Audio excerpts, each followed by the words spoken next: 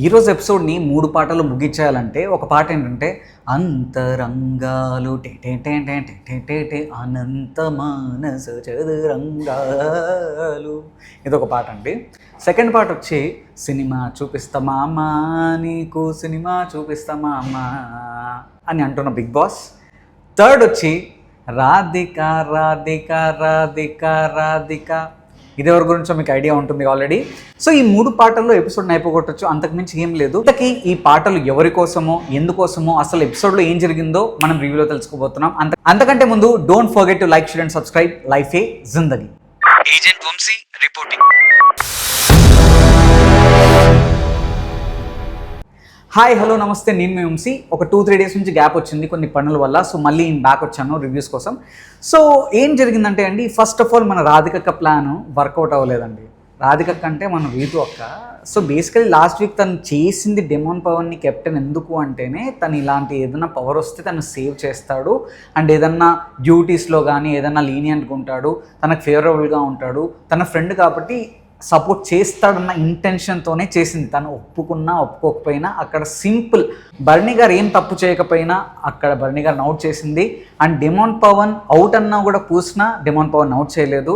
But ఫైనల్గా demon పవన్ని captain చేసింది. అది ఫైనల్గా బండారం బయట పెట్టాడు నాగార్జున గారు.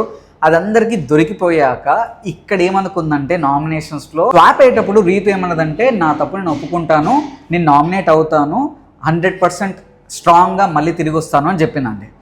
కానీ హైలైట్ ఏంటంటే అక్కడ అయ్యిందని చెప్పిన తాను డెమాన్ పవన్ ఎక్కడైతే శ్రీజాని సేవ్ చేసి రితుని సేవ్ చేయలేదో అక్కడ ఇంకా కాలిపోయిందండి. అబ్బా నా ప్లాన్ వర్కౌట్ అవ్వలేదే, వీడేంట్రా దొంగ దెబ్బ తీశాడని రాధికక్కకి పొడిస్తే నేను పొడవాలి కానీ వెన్నుపోటు నాకు వెన్నుపోటు పొడిచాడేంటి, నాకంటే పెద్ద కాటరాజులా ఉన్నాడే అని అక్కడ కాలిందండి రీతుకి.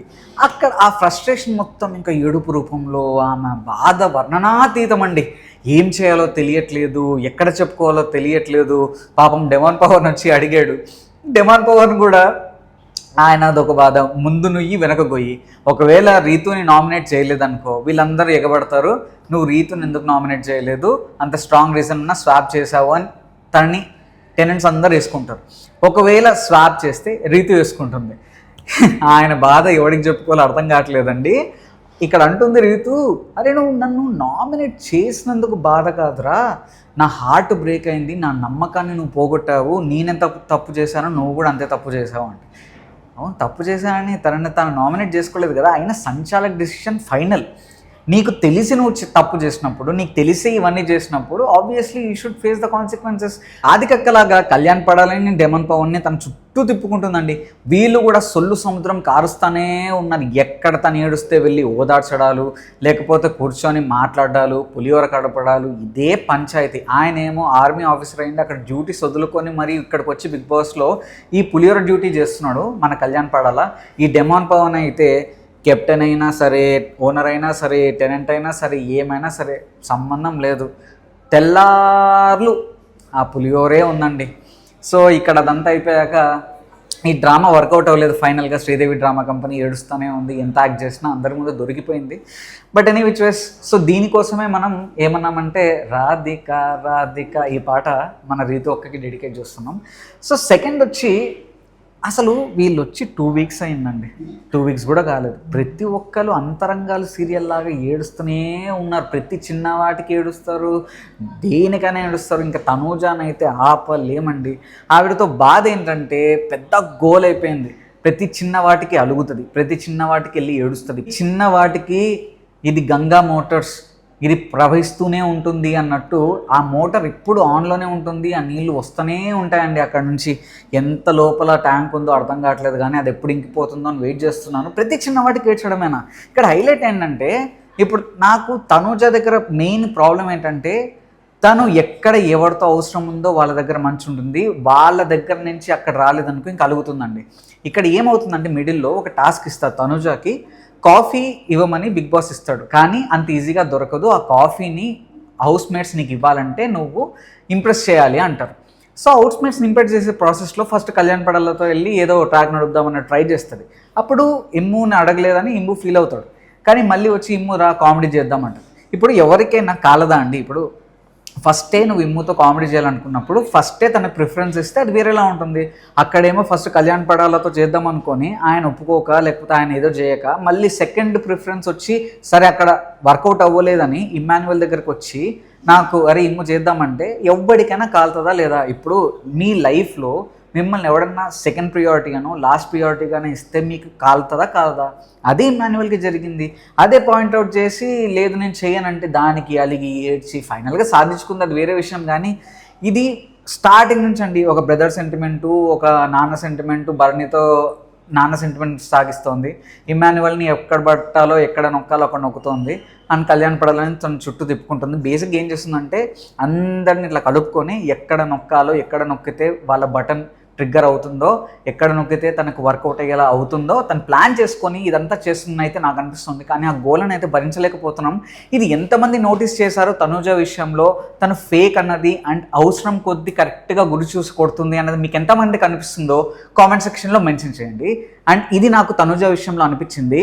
ఈరోజు ఎపిసోడ్లో ఇమ్మాన్యువల్ ఏడ్చాడు, రీతు ఏడ్చింది, తను ఏడ్చింది, సంజన ఏడ్చింది, ఇంతమంది ఏడ్చారండి. ఇంకా రేపు ఎపిసోడ్లో ఎన్ని ఎమోషన్సో రేపు ప్రోమోలో ఏమొస్తాయో నాకైతే అర్థం కావట్లేదు.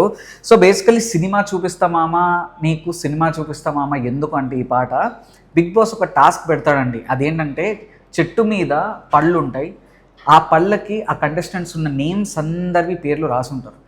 పేర్లందరూ రాసి ఎవరి నేమ్ ఉందో వాళ్ళ ఆ పండు తీసుకోవాలి. దాంట్లో ఒక కలర్ పండు ఉంటుంది లోపల. సో ఆ కలర్ పండు ఎవరికి వస్తుందో దాన్ని మళ్ళీ చెప్తాను అని బిగ్ బాస్ చెప్తాడు. బిగ్ బాస్ ఆల్రెడీ ముందే చెప్తాడు నీకు సినిమా చూపిస్తున్నాను.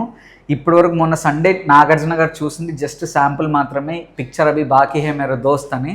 సో మీరు స్టార్టింగ్ నుంచి ఏ విత్తనం అయితే నాటారో అదే చెట్టుగా మొలిచింది, ఆ పండే మీకు దొరుకుతుంది అని బిగ్ బాస్ చెప్తాడు.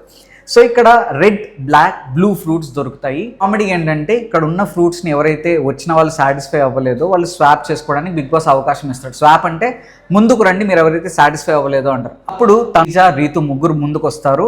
వాళ్ళని మళ్ళీ స్టోర్ రూమ్లో అక్కడ పండ్లు పెట్టేసి స్టోర్ రూమ్లో మీకు ఉంటాయి ఫ్రూట్స్ అవి తీసుకుని అంటారు. ఇంక ఇవే ఫైనల్ అంటాడు. ఇక్కడ దరిద్రం శ్రీజాకి కొట్టేసింది.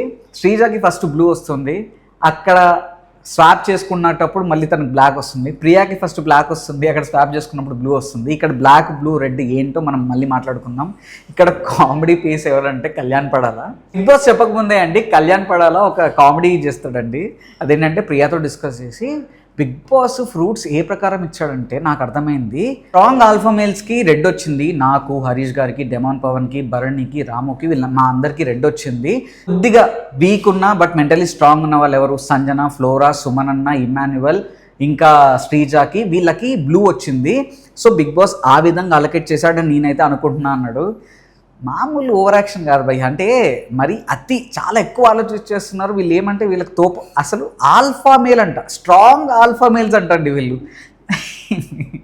నువ్వు స్ట్రాంగ్ ఆల్ఫా మేల్ అయ్యుండొచ్చు కానీ నీ పులిహోర ఒక దండం రా నాయన, ఎంత పులిహోర కలుపుతావు. రకం కూడా ఆడతారో తాగుతుంది కానీ నీ డ్యూటీ మాత్రం ఆగట్లేదు అయ్యా, మామూలు డ్యూటీ కాదు. అండ్ ఇంకా శ్రీజ ఏంటంటే మొరబెట్టుకుని ఏడుస్తూ ఉంది, నేను అంతమంది కోసం స్టాండ్ తీసుకున్నాను కానీ వాళ్ళు నన్ను స్టాండ్ తీసుకోలేదని నామినేట్ చేశారు అంటే తను స్టాండ్ తీసుకోలేదన్న పాయింటే కన్సిడర్ చేస్తుంది. కానీ అక్కడ సంజన గారు వాళ్ళందరూ ఒకటే చెప్తున్నారు, నువ్వు చిన్న పాయింట్ని ప్రతి దాన్ని లాగుతావు, అక్కడ మనిషి చచ్చిపోతున్నా ఏమవుతున్నా నీకు సంబంధం లేదు, నీకు ఆర్గ్యుమెంటే కావాలి, నీకు ఎక్స్ప్లెనేషనే కావాలి అన్న పాయింట్ అని చెప్పింది. అది నీకు అర్థం కాలేదా? సో బేసికలీ నీకు ఏం పాయింట్ కావాలంటే అదే పాయింట్ తీసుకుంటావా? అండ్ ప్రియా అండ్ శ్రీజ మాట్లాడుకుంటున్నారు, మనం హౌస్లో ఎంత జెన్యూన్గా ఉన్నా ఎంత మంచిగా ఉన్నా వీళ్ళు మనల్ని అర్థం చేసుకోవట్లేదు, హౌస్ అందరూ మనల్ని టార్గెట్ చేస్తున్నారంట. మీరు చేసే పంచాయతీలు బయటకు వచ్చి చూస్తే మీకు షాకిని, డాకిని అని పేర్లు పెట్టారు, ఇంకెన్ని పేర్లు తయారవుతాయి ఇంకా వీక్స్లో ఉంటే. నాకు తెలిసి మీరు ఎంత ఫాస్ట్గా బయటకు హౌస్ నుంచి వస్తే అంత మంచిది మీకే, పర్సనల్గా అండ్ ప్రొఫెషనల్గా కూడా. అండ్ అక్కడ పాయింట్ ఏంటంటే ఇక్కడ ఇండివిజువల్గా నామినేషన్స్ అంటే అందరు డిస్కస్ చేయాలి, మీరు గ్రూప్గా నా మీద పడుతున్నా అంటే తనుజ వెళ్ళి అదే భరణికి చెప్తుంది, అన్న నువ్వు మాట్లాడకుండా ఉండాల్సింది ఎవరు ఇండివిజువల్గా చెప్పాలి, మనం మాట్లాడుతుంటే అది గ్రూప్ గేమ్ ఆడినట్టు అనిపిస్తుంది అంటే నేను ఎక్కడ మాట్లాడానమ్మా, నామినేషన్స్ నా పాయింట్ని నేను పెట్టాను అన్నది. అక్కడ నాకు అర్థం ఏం లేదండి, అక్కడ సింపుల్, అక్కడ గ్రూప్ నామినేషన్స్ అందరు కలిసే డిస్కస్ చేసుకొని మాట్లాడాలి. ఇక్కడ వీళ్ళకి ఏం అర్థమైందో, ఇన్ని లాజికల్ మాట్లాడే శ్రీజాకి, ప్రియాకి ఇంత చిన్న లాజిక్ ఎందుకు అర్థం కాలేదు? అక్కడికి వాళ్ళు ఇండివిజువల్గా పాయింట్ చెప్పినా గ్రూప్గా చెప్పినా ఫైనల్గా వాళ్ళందరూ తీసుకోవాల్సిన డెసిషన్, అది టెనెంట్స్ తీసుకోవాల్సిన డెసిషన్, వాళ్ళ పాయింట్స్ వాళ్ళు చెప్పారు. మీకు నచ్చినా నచ్చకపోయినా నామినేషన్ నువ్వు తీసుకోవాల్సిందే. అయినా సేవ్ అయ్యావు కదా ఇంక ఎందుకండి ఏడుపు, నాకైతే అర్థం కావట్లేదు. తర్వాత ఇదంతా అయిపోయిన తర్వాత జబర్దస్త్ ఇమ్మాన్యువల్ అండి నవ్వుతూ వేసుకున్నాడండి. మన డెమోన్ పవన్, రితు చౌదరి, కళ్యాణ్ పడాల, రితు చౌదరి వీళ్ళకి ఒక పులిహోర ట్రయాంగిల్ నడుస్తుంది కదా, మాకెందుకు ఇస్తారులే అగ్గిపెట్ట మచ్చ స్టైల్లో చెప్పాడండి. మాకెందుకు ఇస్తారులే ప్రోటీన్ షేక్లు, మీరు ఇచ్చుకుంటారు, మాకెవరున్నారు, బిగ్ బాస్ మాకు కూడా ఒక అమ్మాయిని పంపించు బిగ్ బాస్, ఈ గయ్యాలి చెల్లెల్ని మేము వేగలేకపోతున్నాను, వీళ్ళు మాట్లాడి ఊరికి మీద పడతారని ప్రియా శెట్టిని శ్రీజాని వేసుకుంటాడండి. సో అక్కడ కొద్దిగా ఫన్నీ పార్ట్ అవుతుంది. అండ్ మళ్ళీ అందరూ పడుకుంటారండి, మన బర్నీ గారు, సంజన గారు, సుమన్ గారు వీళ్ళందరూ పడుకున్నప్పుడు వాళ్ళకు ఒక టాస్క్ ఇస్తాడు. ఫ్లోరా గారు పడుకున్నప్పుడు కుక్కలు మరుగుతాయి. ఆబ్వియస్లీ బిగ్ బాస్ హౌస్లో కుక్కలు మరిగితే పనిష్మెంట్ ఉంటుంది కదా. సో అప్పుడు బర్నీ గారిని డైలాగ్ చెప్పమంటే బర్నీ గారు డైలాగ్ చెప్తారు. సుమన్ శెట్టి అండ్ ఫ్లోరా షైని డాన్స్ బాగా చేస్తారు, చాలా ఎంటర్టైనింగ్ వేలో ఉంది. సంజన గారు బుజ్జిగాడు సినిమా డైలాగ్లో చెప్తారు. సో ఇలా జరుగుతూ ఉంటుంది. టాస్క్ ఏంటంటే మళ్ళీ బిగ్ బాస్ సినిమా చూపిస్తా మామ అని చెప్పి వార్నింగ్ ఇచ్చి అక్కడ ఫ్రూట్స్ తీసుకొని red fruits, blue fruits, black fruits వస్తాయి. సో ఆ red fruits, black fruits, blue ఫ్రూట్స్లో బ్లూ ఫ్రూట్స్ ఎవరికైతే వస్తాయో వాళ్ళకి బిగ్ బాస్ ఒక పవర్ ఇస్తాడు. లోపల ఒక బ్యాటరీ ఉంటుంది. సో బజర్ మోగినప్పుడు ఈ బ్లూ ఫ్రూట్స్ ఉన్న వాళ్ళు ఎవరైతే ఉన్నారో వాళ్ళు పరిగెత్తి ఆ బజర్ని కొట్టిన వాళ్ళకి కన్వెన్షన్ రూమ్లో పిలిచి వాళ్ళకి చాయిసెస్ ఇస్తారు. అది వాళ్ళు తీసుకుంటారా, సాక్రిఫైస్ చేస్తారా అనేది వాళ్ళ ఇష్టం. తీసుకున్న తర్వాత బ్యాటరీ తగ్గుతూ ఉంటుంది. సో ఇక్కడ ఏంటంటే వాళ్ళకి కావాల్సింది వాళ్ళకి దక్కాలంటే వాళ్ళ డెసిషన్ అంత ఇంపార్టెంట్, హౌస్ డెసిషన్ కూడా అంతే ఇంపార్టెంట్. ఆర్గ్యుమెంట్స్ చేసుకోవచ్చు, మాట్లాడుకోవచ్చు, వేరే వాళ్ళకన్నా ఇవ్వచ్చు, వేరే వాళ్ళ కోసం సాక్రిఫైస్ చేయొచ్చు, లేకపోతే వాళ్ళ కోసం వాళ్ళే తీసుకోవచ్చు. సో ఇక్కడ ఏమవుతుందంటే చెప్పా కదండి, ఫస్ట్లో బ్లూ వచ్చిన వాళ్ళందరూ, ఫస్ట్లో శ్రీజాకి బ్లూ వస్తుంది, ప్రియా శెట్టికి బ్లాక్ వస్తుంది. కానీ ముందుకు వచ్చి మాకు ఇది నచ్చలేదు అన్నప్పుడు స్వాప్ అయినప్పుడు లోపల స్టోర్ రూమ్లో ఫ్రూట్ స్వాప్ అయినప్పుడు ప్రియాకి బ్లూ వస్తుంది, శ్రీజాకి బ్లాక్ వస్తుంది. దరిద్రం అండి. సో మిగతా వాళ్ళకి రెడ్, బ్లాక్ ఏంటి అనేది బిగ్ బాస్ రేపు చెప్తాడు. ప్రస్తుతానికి బ్లూయే నడుస్తుంది. సో 5 మెంబర్స్ పరిగెత్తుకొని వెళ్ళినప్పుడు ఇమ్మాన్యువల్ బజర్ నొక్కుతాడు. ఇమ్మాన్యువల్ బజర్ నొక్కినందుకు ఆల్రెడీ ఇంకా బిగ్ బాస్ అనౌన్స్ చేయకముందే నేను సాక్రిఫైస్ చేస్తానంటే ఫస్ట్ కన్వెన్షన్ రూమ్కి రమ్మంటాడు. 3 ఆప్షన్స్ ఇస్తాడు. ఫస్ట్ ఆప్షన్ ఏంటంటే మీ నాన్నగారి నుంచి లెటర్ కావాలంటే 40% బ్యాటరీ యూజ్ చేసుకోవాల్సి వస్తుంది, 30% యూజ్ చేసుకోవాల్సి వస్తుంది మీ అమ్మగారి పంపిన వాయిస్ నోట్ కావాలి అంటే. అదే మీ ఇంట్లో వాళ్ళ ఫ్యామిలీ ఫోటో కావాలంటే 25% బ్యాటరీ తగ్గుతుంది, మీరు ఆలోచించుకొని చెప్పండి అంటే. ఫస్ట్ ఏమంటాడంటే ఇంట్లో చాలా ప్రాబ్లమ్స్ ఉన్నాయండి, తనుజాకి, రీతుకి, ప్రియాకి వీళ్ళందరూ ఏడుస్తున్నారు సంజన గారు, సో సాక్రిఫైస్ చేద్దాం అనుకుంటున్నాను అంటాడు. కానీ కొద్దిసేపటికి లేదు బిగ్ బాస్ నాకు కావాలి, నా ఫ్యామిలీ ఫోటో నాకు కావాలి అంటాడు. సో 25% తగ్గుతుంది, తనైతే తీసుకుంటాడు. అక్కడ ఏడుస్తాడు. నాకు ఒకటే అర్థం కావట్లేదండి, ఇప్పుడు చిన్నప్పటి నుంచి నేనైతే హాస్టల్లోనే పెరిగాను, చాలామంది మనం హాస్టల్లోనే పెరిగి ఉంటాము. అప్పటికి ఫోన్లు లేవు, ఏమీ లేవు. ఇప్పుడంటే అందరూ సరే ఇంట్లో అంటే ఫోన్లు ఉంటాయి అవన్నీ ఉంటాయి అంటారు, కానీ అప్పుడు కూడా పెద్ద ఫోన్స్ అయితే ఏం లేవండి. అయినా మేము అన్ని మంత్స్ మిస్ అయినా మేము ఎప్పుడు అంతగా ఏడవలేదండి. వీళ్ళేమో ఇంకా వెళ్ళి 2 వారాలు అయింది ఇంత గుక్క పెట్టి ఏడుస్తున్నారంటే ఏదో ఇంకా సంవత్సరాలు, యుగాలు వాళ్ళ ఫ్యామిలీ మెంబర్స్ని మిస్ అయినట్టు ఫీల్ అయిపోతున్నారు. అండ్ చాలా ఎక్కి ఏడుస్తున్నారు. నాకైతే వామ్మో ఏంట్రా బాబు ఇంత చిన్నవాడికి ఏడుస్తున్నా. ఇది ప్రతి సీజన్లో కంటిన్యూ అయ్యే డ్రామానే. సో నాకైతే అంతరంగాలు సీరియల్ గుర్తొచ్చింది. వీళ్ళు ఏడుస్తుంటే ఇంకా రేపు ఎన్ని ఏడుపులు చూడాలో, ఎంత డ్రామాలు చూడాలో అర్థం కాదు. అండ్ మిడిల్లో మన మాస్క్ నరేష్ గారికి కూడా ఫుటేజ్ ఉండాలి కదండి, ఆయన ఫుటేజ్ కష్టాలు మనకు తెలుసు కదా. సో సంజన గారికి అక్కడ ఆకలిస్తుంటే తనే టమాటో రైస్ చేసుకుంటుంది. ఎందుకంటే మీరు చేస్తున్నారు, నేను చేస్తాను చెప్పా కదా, మీకు ఫుటేజ్ కావాలా, మీరు డ్రామా క్వీన్లా ఉన్నారే అని అంతా చెప్తే, లేదండి నేను ఫీల్ అయింది ఎందుకు అంటే మిమ్మల్ని ప్రెషర్ పెట్టట్లేదు, మీరు చేయట్లేదు అన్నది కాదు, మీరు ఆ పాయింట్ని నేను నామినేషన్స్లో పెట్టారు, అదేంటంటే మీ మీద ప్రెషర్ పెడుతున్నాము, ఇంత ఫాస్ట్గా ఉండాలి, ఇది వండాలి అన్న పాయింట్ని మీరు నామినేషన్స్లో పెట్టారు కాబట్టి అక్కడ హర్ట్ అయ్యాను, అందుకే నేను టమాటో రైస్ నాదే చేసుకుంటున్నాను అని అంటుంది. అక్కడ ఆయన ఫైర్ అయ్యి ఏదో హడావిడి చేసి ఏదో పాయింట్ మాట్లాడతాడు. కానీ మన మాస్ మ్యాన్ గారికి ఏంటంటే అండి, ఆయన దాకా వస్తే ఒక రూలు, పక్క వాళ్ళ దగ్గరకు వస్తే ఇంకొక రూల్ అని మనం ఫస్ట్ డే నుంచి చూస్తున్నాం. ప్రతిరోజు అదే జరుగుతోంది. ఆయనేమో ఎవరన్నా చేస్తే ఆ మాట అంటే అలిగి అక్కడ కూర్చొని తినకుండా నిరాహార దీక్షలు చేస్తాడు, లేకపోతే ఆయనంతకు ఆయన ఎగ్ ఫ్రైడ్ రైస్ వండుకుంటాడు. ఆల్రెడీ బిగ్ బాస్ వార్నింగ్ ఇచ్చాడు, అయినా కూడా అవన్నీ పాటించాడు. నేను కాన్సిక్వెన్సెస్ ఫేస్ చేస్తానని రెడీగా ఉంటానని ఇలాంటి ఫుటేజ్లు అన్నీ చేస్తాడు.